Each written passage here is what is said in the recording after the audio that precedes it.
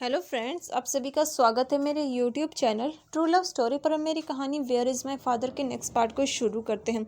जैसा कि हमने इसके पिछले पार्ट में देखा था, यांग यांग ने अपनी फीलिंग्स हॉलिन को कन्फेस कर दी थी। वहीं ये सुनकर हॉलिन बहुत ज़्यादा शॉक हो चुकी थी और यांग यांग ने यह कह दिया था कि उसने वांग जी और लैन शीचेन और लैन कुरैन इन सब से बात कर ली है। उसने जांग चेन से भी बात की थी। जांगशिंग के जाने के बाद यांग यांग ने उसकी बात को बहुत ध्यान से सोचा और फिर उसने जियांग चैन को माफ़ कर दिया। और अब उसके और जियांग चैन के बीच में कोई भी मनमुटाव नहीं था। जियांग चैन उससे इजीली बात कर सकता था और इससे जियांग चैन बहुत ज़्यादा खुश था। विंग भी इससे खुश था कि कम से कम यांग यांग के दिल से ये चीज़ तो हटी कि उसने जियांग चैन को माफ़ तो किया। विंग ने भी जियांग चैन को माफ़ कर दिया था और यान ली को भी। यान ली और जियांग चैन अब अक्सर यांग यांग और विंग से मिलने के लिए आते रहते थे। यान ली तो यांग यांग से मिलकर बहुत ज़्यादा खुश थी और जब यांग यांग ने उसे माफ़ किया तो वो तो रोने ही लगी थी। जियांग चैन की आंखें भी भर आई थी। वो काफ़ी खुश था। बचपन से हमेशा से वो दोनों यांग यांग के बचपन से उससे मिलने की कोशिश करते थे, लेकिन यांग यांग ने हमेशा उन्हें खुद से दूर रखा, उन्हें इग्नोर किया। लेकिन अब वो उससे मिल सकते थे। टाइम ऐसे ही धीरे धीरे बीत रहा था। अभी 4 साल बीत चुके थे उस दिन के बाद जब यांग यांग ने हॉलिन को कन्फेस किया।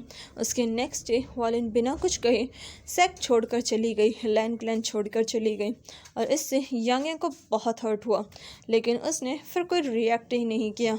और वहीं जांगशिंग जो कि पहले से लेटर लिखती थी, उसने भी उसे लेटर लिखना बंद कर दिया और अब यांग यांग बिल्कुल शांत और काम हो चुकी थी। उसकी जो चंचलता थी वो जैसे बिल्कुल ख़त्म हो चुकी हो।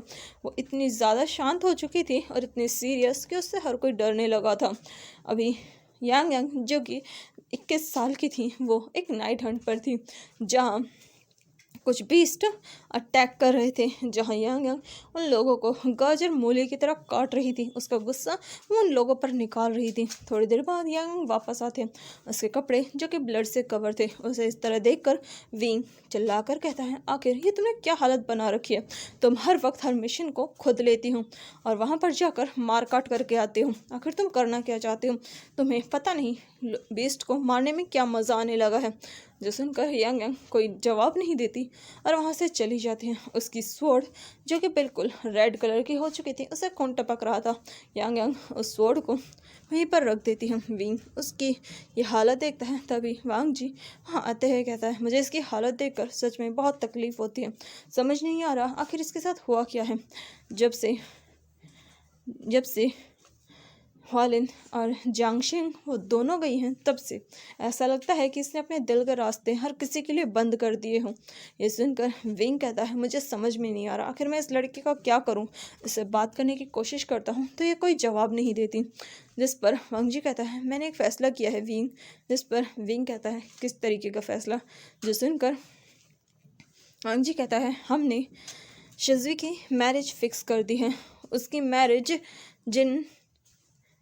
जिन रुलान से होने वाली है, वो भी जो कि तुम चाहते थे। ये सुनकर विंग कहता है, मैं इससे खुश हूँ। जिस पर वांग जी कहता है, मैं चाहता हूँ कि यांग यांग की भी मैरिज हो जाए।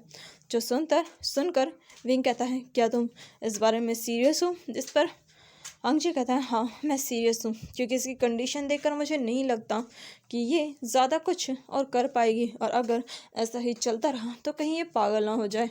मुझे इसकी हालत पर बहुत ज़्यादा बुरा लगता है।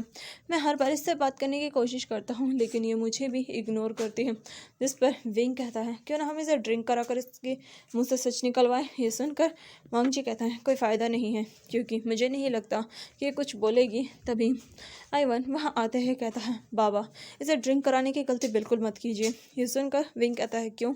इस पर युआन कहता है, क्योंकि मैं ट्राई कर चुका हूँ। ड्रिंक करने के बाद ये कोई और ही बन जाती हूँ।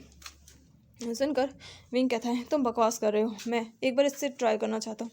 और ये बोलकर वांग जी कहता है, विंग तुम्हें सोच समझ कर करना चाहिए। वैसे भी लैन क्लैन में। तभी विंग कहता है, मेरे लिए लैन क्लैन के रूल्स मेरी बेटी के फ्यूचर से बढ़कर नहीं है। मैं उसकी ये हालत और नहीं देख सकता। तभी वहाँ जियांग चैन आते हुए कहता है, जियांगशिंग ने मुझे लेटर लिखा है, वो वापस आने वाली है। ये सुनकर वांग जी कहता है शायद वो इसकी हालत सुधार सके। तभी जियांग चैन कहता है मुझे नहीं लगता, क्योंकि जिस तरीके से 4 साल में इसने अपनी हालत बना रखी है उसे देख कर तो कोई भी डर जाए। ये सुनकर वांग जी कहता है बिल्कुल सही कहा तुमने, इसके नाम से अब तो पूरा कल्टीवेशन वर्ल्ड डरने लगा है, ये एक मॉन्स्टर बनती जा रही है। ये सुनकर विंग कहता है मुझे लगता था कि मेरा नाम ज़्यादा डरावना है, लेकिन इसने तो हीलिंग पेट्रिया को भी पीछे छोड़ रखा है। ये देखकर आइवान कहता है फादर अब इसकी कंपैरिजन कुछ ज़्यादा ना ही करें, आप एक ह्यूमन है, ये तो मॉन्स्टर बनती जा रही है। इसकी स्वर्ण देखिए किस तरीके से खून में नहा चुकी है, और वो खुद भी। तभी वांग जी पूछता है अब वो कहाँ गई होगी, जिस पर विंग कहता है और कहाँ जाएगी, पक्का वो झील में नहाने के लिए गई होगी। ये सुनकर वांग जी कहता है फिर से उस झील का पानी गंदा होने वाला है। जिस पर जियांग चैन कहता है हम इसमें कुछ नहीं कर सकते।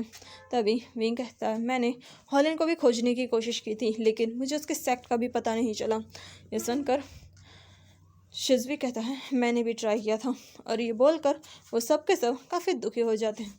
वहीं दूसरी तरफ यांग यांग जो कि लेक में बैठी हुई थी, उसके कपड़े जो कि उधर गिरे हुए थे जिनसे ब्लड बह रहा था और धीरे धीरे पानी में मिक्स हो रहा था। यांग यांग जो कि नहा रही थी, उसकी आंखें जो कि बिल्कुल खाली हो चुकी थी, जिनमें कोई इमोशन नहीं था। ऐसा लग रहा था उसके अंदर के सारे इमोशंस मर चुके हों।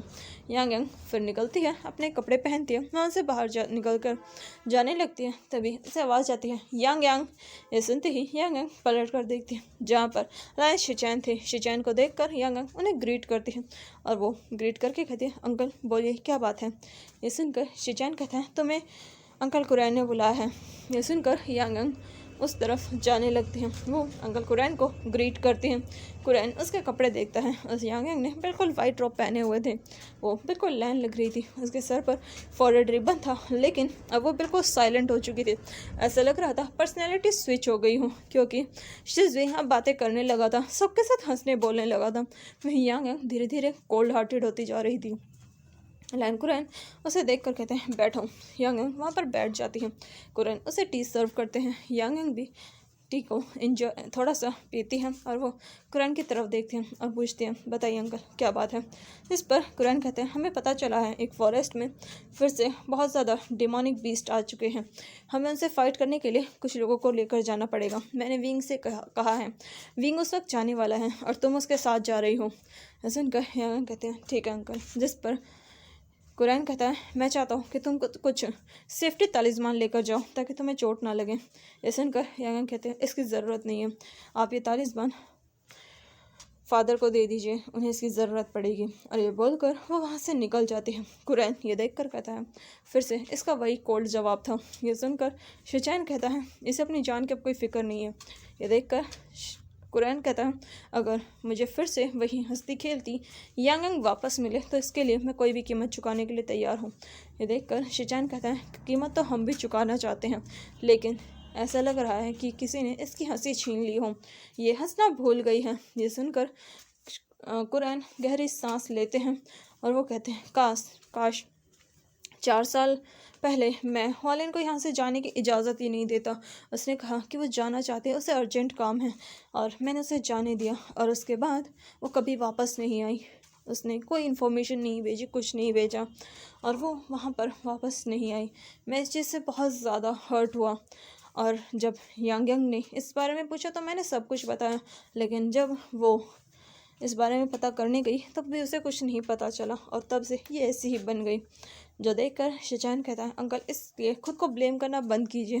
तभी वहाँ वांग जी आता है। वांग जी को देखकर कुरैन कहता है वांग जी तुम आ गए। जिस पर वांग जी कहता है कि यांग यांग यहाँ आई थी। जिस पर कुरैन कहते हैं हाँ वो आई थी, और वह यहाँ से जा चुकी है, मैंने उसे एक मिशन दिया है। जो सुनकर वांग जी अपने अंकल को गुस्से से देखते हैं। जो देखकर कुरैन कहता है अगर वो यहाँ रहेगी तो वो और भी ज़्यादा परेशान होती रहेगी। क्या तुम ये चाहते हो कि यहाँ के स्टूडेंट्स बहुत ज़्यादा डरें? ये देखकर वांग जी कहता है इन स्टूडेंट्स की वजह से आप मेरी बेटी को की जान को फिर से खतरे में नहीं डाल सकते। जो सुनकर कुरैन कहता है वांग जी मेरी बात समझने की कोशिश करो। लेकिन वांग जी गुस्से से कहता है अंकल मेरी बात आप समझिए, यांग यांग की कंडीशन बिल्कुल भी ठीक नहीं है। आप जानते हैं वो अभी एक मिशन से वापस आई और फिर से आप उसे भेज रहे हैं कि आप उसकी जान लेना चाहते हैं। ये सुनकर कुरैन कहता है वांग जी। जिस पर वांग जी कहता है बिल्कुल भी नहीं अंकल, वो कहीं नहीं जाएगी।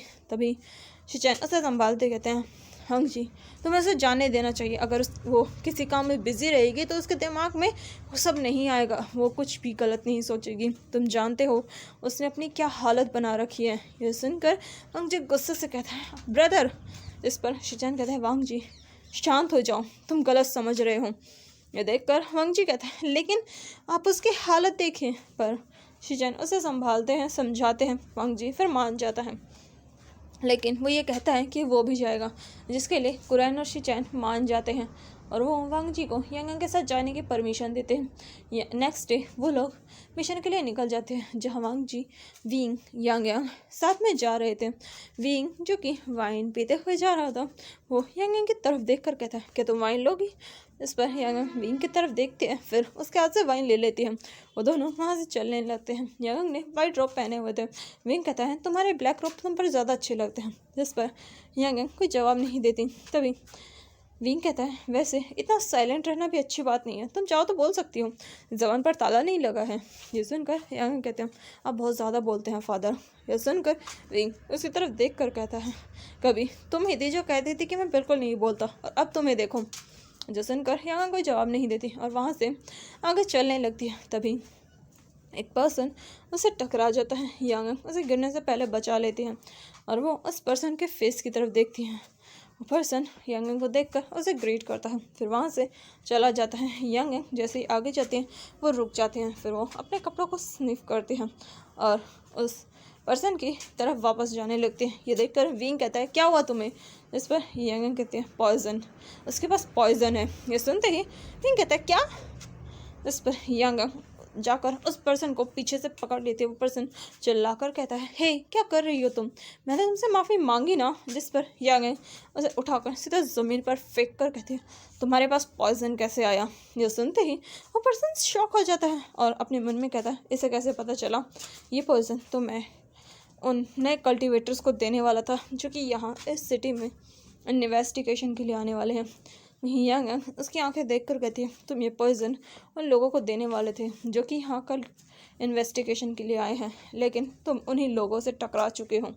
ये सुनकर वो पर्सन कहता है, क्या तुम लोग ये वही इंसान हो। ये सुनकर यांग कहती है, हाँ बिल्कुल। फिर वो विंग की तरफ देखते हैं। विंग उस पर्सन के पास आते हुए कहता है, हे बताओ किसने भेजा है तुम्हें। ये सुनकर वो पर्सन कहता है, तुम लोग कौन हो। मैं जानता हूँ कि तुम कल्टिवेटर हो, लेकिन तुम किसी कॉमिनर को साथ कुछ गलत नहीं कर सकते, हम नॉर्मल लोग हैं। जो सुनकर विंग कहता है, तुम नॉर्मल लोग हो, लेकिन फिर भी तुम पॉइजन इस तरीके से लेकर नहीं घूम सकते। ये सुनकर वो इंसान विंग पर अटैक करता है। तभी वांग जी उसके हाथ को पकड़ कर कहता है, विंग ने जो सवाल पूछा है सिर्फ उसका जवाब दो। ये देखकर विंग स्माइल करता है। नहीं, वांग जी उस पर्सन के हाथ को ट्विस्ट करते हुए कहता है, जवाब दो। ये सुनकर वो पर्सन दर्द से कराते हुए कहता है, ये पॉइजन हमें उस शॉप से मिल रहा था और उन्होंने कहा था कि जो भी यहाँ पर इन्वेस्टिगेशन के लिए आएगा उसे ये पॉइजन देना है, और मैं इसके बारे में ज़्यादा कुछ नहीं जानता। ये सुनकर विंग कहता है, वांग जी से जाने दो। ये देखकर वांग जी उस पर्सन को वहाँ से छोड़ देता है। वो पर्सन जैसे ही आज़ाद होता है वहाँ से भाग जाता है और उसके बाद विंग कहता है, हमें शॉप में जाना होगा। और ये बोलकर विंग एक कॉमनर के कपड़े पहनता है और वहाँ पर उस शॉप में जाता है जहाँ वो पर्सन सबको पॉइजन दे रहा था। विंग पॉइजन लेते हुए कहता है, वैसे तुम ये पॉइजन उन लोगों को देना क्यों चाहते हो। जो सुनकर वो पर्सन कहता है, ये सवाल करने का तुम्हारे पास कोई हक नहीं है, तुम्हारे पास कोई राइट नहीं है। ये सुनकर विंग कहता है, पर हम उन्हें पॉइजन दे रहे हैं, अगर इस वजह से हमारी जान खतरे में आई तो। जिस पर वो पर्सन हंसते हुए कहता है, तुम्हारी जान खतरे में नहीं आएगी, क्योंकि वो कल्टिवेटर्स हैं और वो कॉमन लोगों पर अटैक नहीं कर सकते। देखकर विंग कहता है, ओह मतलब तुम कल्टिवेटर के बारे में बहुत कुछ जानते हो। जो सुनकर वो आदमी कहता है, हाँ बिल्कुल मैं बहुत कुछ जानता हूँ। और ये बोलकर वो हंसने लगता है। तभी विंग उसकी गर्दन पर अपना डैगर निकाल कर रखते हुए कहता है, तो तुम मुझे बताओ तुम्हें करने के लिए कौन कह रहा है। देखकर वो पर्सन कहता है, कौन हो तुम और तुम्हारी हिम्मत कैसे हुई मेरे पर डैगर रखने की। तभी वहाँ पर बहुत सारे पर्सन अपने स्वॉर्ड निकाल कर विंग की तरफ पॉइंट आउट करते हैं। तभी उन सभी स्वॉर्ड्स को एक स्वॉर्ड बहुत तेज़ी से काट देती है। वांग जी विंग के सामने खड़ा था और वो उन लोगों को गुस्से से देखते हुए कहता है, खबरदार जो आगे आए तो। तभी विंग उस पर्सन की तरफ देख कर कहता है, अब तुम अपनी ज़बान खोलोगे, तोते की तरह सच बोलना शुरू करो। जो सुनकर पर्सन डरते हुए कहता है, हमें ये सब करने के लिए एक पर्सन ने पैसे दिए हैं। सुनकर विंग कहता है, आखिर कौन है ये। तभी विंग एक पर्सन के बारे में उससे पूछता है। वो पर्सन उसका जवाब देता है। विंग उससे और क्वेश्चंस करता है जहाँ वो उसे सारे जवाब देता है। विंग को उस पर्सन के बारे में पता चल जाता है जो कि ये सब करवा रहा था। विंग एक घर में आते हैं वो तीनों के तीनों। वो घर काफ़ी बंजर था, लेकिन जब वो अंदर जाते हैं वहाँ पर कुछ लोगों के चिल्लाने की आवाज़ आ रही थी। विंग जैसे अंदर जाता है वो देखता है एक पर्सन क्रेजीली उन लोगों के ऊपर वार किया जा रहा था, उन्हें कोड़ों से मार रहा था और उन्हें मारने की कोशिश कर रहा था जान से, लेकिन वो उनकी गर्दन नहीं काट रहा था। ये देखकर विंग उस पर्सन के चाबुक को पकड़ते हुए कहता है, हे तुम ये क्या कर रहे हो, तुमने इन कॉमन लोगों को किडनैप क्यों कर रखा है। तभी वो लोग विंग को देख कर कहते हैं, प्लीज़ हमें बचाइए, ये इंसान ये पागल हो चुका है, ये हमें मार रहा है। तभी वो पर्सन कहता है, मैं इन्हें मार नहीं रहा बल्कि मैं इन्हें अमर बना रहा हूँ।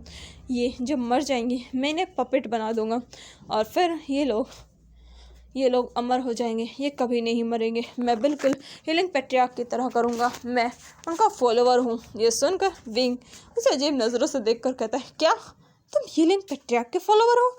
और तुम्हें क्या लगता है हीलिंग पेट्रियार्क ऐसा कुछ करता है? जिस पर वो करता है, हाँ हीलिंग पेट्रियार्क ऐसा करता है, उसने वैन निंग के साथ ये सब किया था। जो सुनकर विंग कहता है, मैंने वैन निंग को इसलिए बचाया था क्योंकि वो जिंदा था, वो मरा नहीं था। तभी वो कहता है, तुम पागल हो, तुम्हें नहीं पता हीलिंग पेट्रियार्क कौन था, वो कितना महान था, उसने ये किया, उसने वो किया। और वो विंग से ही उसकी तारीफ़ें करने लगता है। ये देखकर विंग कहता है, फर्स्ट टाइम मुझे मेरी तारीफ़ सुनकर बिल्कुल अच्छा नहीं लग रहा। तभी वांग जी कहता है, विंग क्या हम इसे मार दें? जिस पर विंग कहता है, इसमें भी कोई पूछने की ज़रूरत है लांजार, मार दो इसे। ये सुनकर वो पर्सन कहता है, तुम नहीं जानते हमारे गॉड हीलिंग पेट्रियार्क तुम्हें नहीं छोड़ेंगे। ये सुनकर विंग कहता है, हीलिंग पेट्रियार्क ऐसा कुछ नहीं करता। जिस पर वो कहता है, तुम हीलिंग पेट्रियार्क को नहीं जानते। जिस पर विंग कहता है, हीलिंग पेट्रियार्क को मुझसे बेहतर कोई नहीं जानता। तभी एक आवाज़ आती है, आखिर तुम हीलिंग पेट्रियार्क को इतने अच्छे से कैसे जानते हो? तभी विंग कहता है अपने ही फ्लो में चिल्लाकर, क्योंकि मैं ही हीलिंग पेट्रियार्क हूँ। जो सुनकर वहाँ खड़े हर एक इंसान बिल्कुल काम हो जाता है। तभी विंग कहता है, हाँ बिल्कुल मैं ही हीलिंग पेट्रियार्क हूँ, वी वुशान हीलिंग पेट्रियार्क। और ये बोलकर वो उन लोगों की तरफ गुस्से से देखता है। तभी वो पर्सन कहता है, ये नहीं हो सकता, तुम हीलिंग पेट्रियार्क नहीं हो। तो सुनकर विंग कहता है, मैं ही हीलिंग पेट्रियार्क हूँ, चलो मैं तुम्हें प्रूफ करता हूँ। और ये बोलकर विंग चेंचिंग निकालता है। वो लोग चेंचिंग देखकर शॉक हो जाते हैं क्योंकि उन्हें पता था हीलिंग पेट्रियार्क एक फ्लूट बजाता है। विंग फ्लूट बजाने लगता है। तभी वहाँ पर बहुत सारे स्पिरिट्स आ जाते हैं और वो स्पिरिट्स उस पर्सन को वहीं मार देते हैं। वहीं वो पर्सन चिल्ला रहा था, मैंने हीलिंग पेट्रियार्क को देख लिया, मैंने हीलिंग पेट्रियार्क को देख लिया। और विंग उसे वहीं मार देता है। और वो उन लोगों की तरफ देख कर कहता है, हीलिंग पेट्रियार्क कोई बुरा इंसान नहीं है, हीलिंग पेट्रियार्क ने तुम लोगों की जान बचाई है, तो हीलिंग पेट्रियार्क कोई बुरा इंसान नहीं है। ये सुनकर वो पर्सन कहते हैं, हाँ हीलिंग पेट्रियार्क कोई बुरा इंसान नहीं है, हीलिंग पेट्रियार्क बहुत अच्छा है, ये लोग बुरे हैं, ये लोग बहुत ज़्यादा गलत हैं। देखकर विंग कहता है, तुम लोग फिक्र मत करो, जो भी ये सब कर रहे हैं मैं इन सबको मार दूंगा। ये सुनकर वो लोग काफ़ी खुश होते हैं। विंग उन लोगों को वहाँ से छुड़वा देता है। फिर वांग जी कहता है, विंग मुझे लगता है ऐसे और भी बहुत सारे हैं। जिस पर विंग कहता है, हाँ बिल्कुल हमें इन लोगों को ढूंढना होगा। और फिर वो लोग एक एक करके उन पर्सन्स को ढूंढने लगते हैं और उन लोगों को मारने लगते हैं जो कि हीलिंग पेट्रियार्क के फॉलोवर बनकर लोगों को तकलीफ़ दे रहे थे। विंग सबको वहाँ से आज़ाद करता है और अब उस गाँव में हीलिंग पेट्रियार्क के लिए कोई बुरे वर्ड्स यूज़ नहीं कर रहा था, बल्कि बहुत अच्छे वर्ड्स यूज़ किए जा रहे थे और विंग इससे काफ़ी खुश था। फिर वो लोग एक इन में ठहरते हैं जहाँ जब विंग बताता है कि उसका नाम विंग है, तो वो लोग काफ़ी खुश होते हैं क्योंकि उन्हें पता चल चुका था हीलिंग पेट्रियार्क का नाम ही विंग है। और विंग वहाँ पर खाना खाता है। वो लोग इनमें रहने के और खाने के बिल्कुल पैसे नहीं देते क्योंकि वो लोग उन्हें मना कर देते हैं कि हीलिंग पेट्रियार्क को पैसे देने की ज़रूरत नहीं है। विंग उनसे पैसे देने की ज़िद करता है पर वो लोग ये कहते हैं कि उनका प्यार है, वो विंग को सर्व करना चाहते हैं। विंग ना चाहते हुए भी उनकी बात मान जाता है। उनका इस सिटी में काम ख़त्म होता है और फिर वो लोग वापस आने के लिए निकल जाते हैं। विंग जो कि काफ़ी खुशी वापस आ रहा था, वो काफ़ी खुश था। वांग जी विंग को खुश देखकर वो भी खुश था। फिर वो लोग अपने वापस गोसो लैंड में आ जाते हैं। जैसे ही वो लोग गोसो में आते हैं उन्हें इन्फॉर्मेशन मिलती है कि जियांगशिंग वापस आ चुकी है और ये जानकर विंग काफ़ी खुश होता है। वहाँ पर जियांगशिंग उन सब से मिलती है। यांग जियांगशिंग से मिलने के लिए नहीं जाती और वो सिर्फ अपने रूम में ही रहती है और वहाँ पर ही रेस्ट करती है। वहीं जियांगशिंग सबसे मिलती है। जियांगशिंग अब बड़ी हो चुकी थी, वो काफ़ी ब्यूटीफुल थी। उसके फेशियल फीचर्स ज़्यादा से ज़्यादा लैन शिचन से मिलते जुलते थे, इसलिए वो काफ़ी ज़्यादा क्यूट लग रही थी। विंग उसके सर को सहलाते कहता है तुम काफ़ी बड़ी हो चुकी हो। ये सुनकर जियांगशिंग स्माइल करती है और फिर वो विंग से कहती है अंकल आप तो अभी भी बहुत हैंडसम है। ये सुनकर विंग स्माइल करता है। फिर वो वांगजी को ग्रीट करते हैं। वांगजी उसे देखकर कहता है तुम्हारी स्टडीज़ कैसी रही। इस पर जियांगशिंग कहते हैं बहुत बेहतर। फिर वो सबसे मिलते हैं। तभी जियांगशिंग की नज़रें चारों तरफ जाती हैं लेकिन उसे यांग कहीं नहीं मिलती। ये देखकर विंग कहता है क्या तुम यांग को ढूंढ रही हो। इस पर जियांगशिंग जो कि स्माइल कर रही थी उसकी स्माइल गायब हो जाती और वो कोई जवाब नहीं देती। ये देखकर विंग कहता है वो अपने रूम में है, हो सके तो उससे मत मिलना। ये सुनकर जियांगशिंग थोड़ा कंफ्यूज होती है और वो कहती है लेकिन क्यों अंकल। जिस पर विंग कहता है पता नहीं, लेकिन उसका बिहेवियर अब बिल्कुल चेंज हो चुका है। और यह सुनकर जियांगशिंग को कुछ समझ में नहीं आता। वहीं जियांगशिंग के साथ एक और पर्सन थी लेकिन वो सबके सामने नहीं आती। तभी वो जियांगशिंग अपने रूम में आती है और वो उसकी तरफ देख कर कहते हैं क्या हम उससे मिलने चलें। जिस पर वो पर्सन जो कि और कोई नहीं वालिन थी, वो जियांगशिंग की तरफ देखते हुए थोड़ा डरते हुए कहती है मुझे थोड़ा डर लग रहा है। हम दोनों में से किसी ने भी 4 साल तक उससे कोई बातचीत नहीं की, कहीं वो हम लोगों से गुस्सा ना हो। ये सुनकर जियांगशिंग कहती है अगर होगी तो हम मना लेंगे ना। जिस पर वालिन कहते हैं क्या तुम्हें लगता है कि उसका गुस्सा शांत होगा। जिस पर जियांगशिंग कहते हैं कुछ नहीं होगा, चलो चलते हैं। जिस पर वालिन और जियांगशिंग वहाँ से उछलते कूदते बिल्कुल छुपते छुपाते यांग के रूम में जाते हैं, जहाँ यांग जो कि अपने रूम में आराम से बैठी हुई थी। जैसे ही वो रूम में आते हैं उन्हें अल्कोहल की बहुत स्ट्रॉन्ग स्मेल आती है, लेकिन जो वो रूम में देखते हैं तो वहाँ पर अल्कोहल की बहुत सारी बॉटल्स पड़ी हुई थी। और यांग जो कि अभी भी ड्रिंक कर रही थी, वो अपनी ड्रिंक कंप्लीट करती है, उठती है और लड़खड़ाते कदमों के साथ जाकर बेड पर लेट जाती है।